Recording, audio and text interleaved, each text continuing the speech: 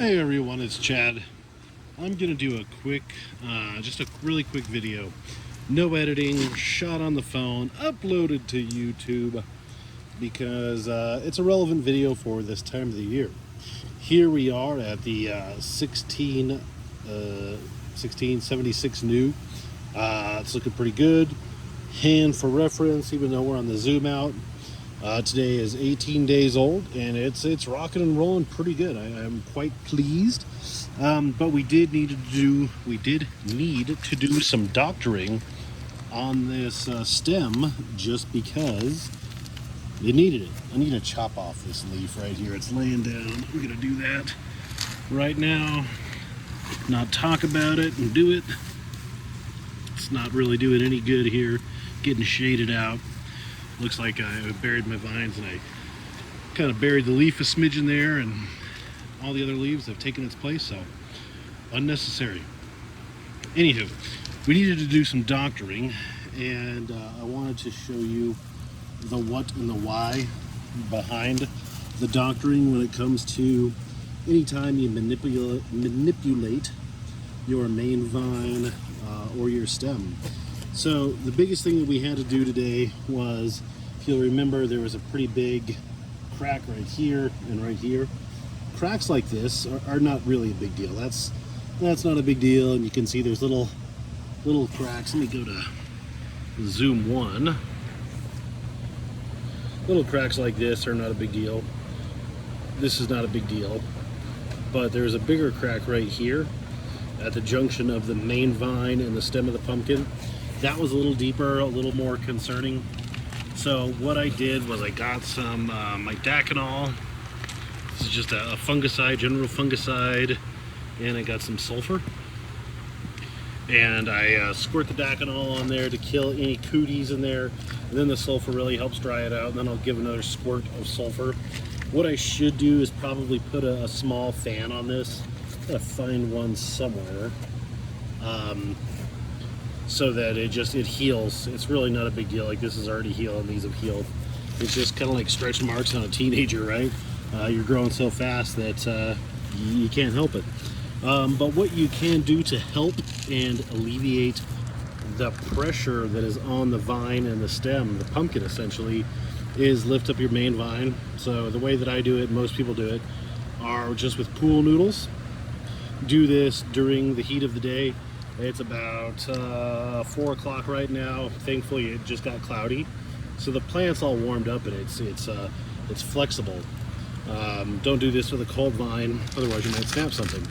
But what you need to do is pop your tap roots on your main vine, so you have pressure, so you relieve that pressure that's on the main vine. Because before, this pool noodle, this vine was just pulling it down, and the whole vine wanted to go down. Same with the back half. Now I can wiggle this vine around, and it's much happier like that than anchored to the ground, trying to pull itself off the pumpkin. And then you have to do this. Like, I check this probably, I don't know, once a week or so. I'll come and I'll wiggle the vine, and as necessary, as needed, I'll take my pool noodle and I'll cut some more shims, and I'll keep going. You know, eventually this pumpkin is going to be at, you know, probably belly button height. So that vine needs to continue to come up, and I'll have to chop more roots off and lift that vine up with the pumpkin as it grows. Because if it stayed right there, obviously, and it sounds like we're getting a rainstorm, if it stayed right there, obviously that would come off of the pumpkin, unless sometimes the pumpkins will grow over and the stem will actually stay there. But looking at the shape of this pumpkin, I don't think that's going to happen. So yeah, this is not talked about enough. It's very important. And then as far as the growing board, you can see that I put the growing board maybe a foot underneath the pumpkin, ahead of it. And I'll probably even still need to pull it back, because my pumpkins usually grow over. I try to preserve as much of the roots as possible near the pumpkin. Isn't that big of a deal? Probably not, but it just never feels right popping roots off of the vines that are so close to the pumpkin. So that's what I do, and why I do it. Let's go over here real fast while I have ya, and we're gonna go this way. And let me explain one more thing to you. Oops. There we go. We're still rolling, raw and unedited. What I'm gonna do here, if you watch the last update, here's the pumpkin that we're gonna go with. And ever since I cut off that pumpkin, I can already tell this one's getting bigger. This was July 1st pumpkin, and today we're at today's the 7th, so it's 6 days old. So what I need to do is, I don't like them when they're kind of tilting up like that. I would rather have it come down.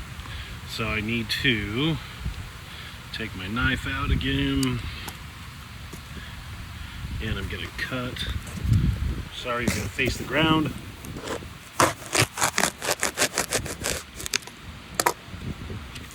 Cut a little shim and put it underneath and lift up that vine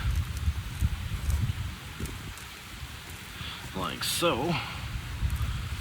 So that pumpkin will lay down a little bit. I don't like where this leaf is rubbing underneath and on the pumpkin, so I'm actually gonna cut this off too. Usually I try not to, but you know, it's really not that big of a deal. There we go. Always be careful not to cut your pumpkin, don't cut your vines.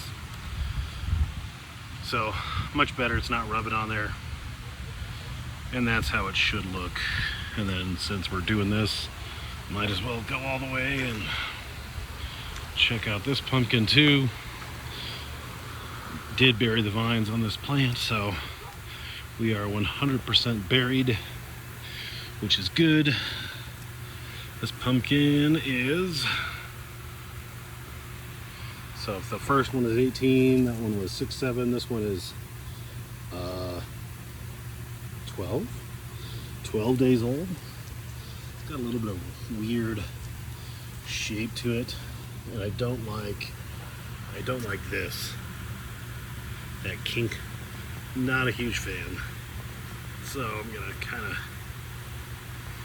scoot the pumpkin. I might scoot it forward a little bit. Oops. Take my stake out. Scoot it forward a little bit and try to alleviate a little bit of that vine stress. I might have to swing this vine back a little bit because we don't want a lot of this kinkage. It's not great. That's not a really bad kink, but we don't want it. So it is important to maintain your main vine at your pumpkins. That does get kind of overlooked a lot, so make sure you don't do that. Take care of your vines because they take care of your pumpkin. That's all I got for you. Gotta get to work and go get my children. So hopefully you found that a little bit helpful. Like the channel, or like the video, subscribe to the channel. Starting to peek out over there, isn't it cute? See ya. Have a good one.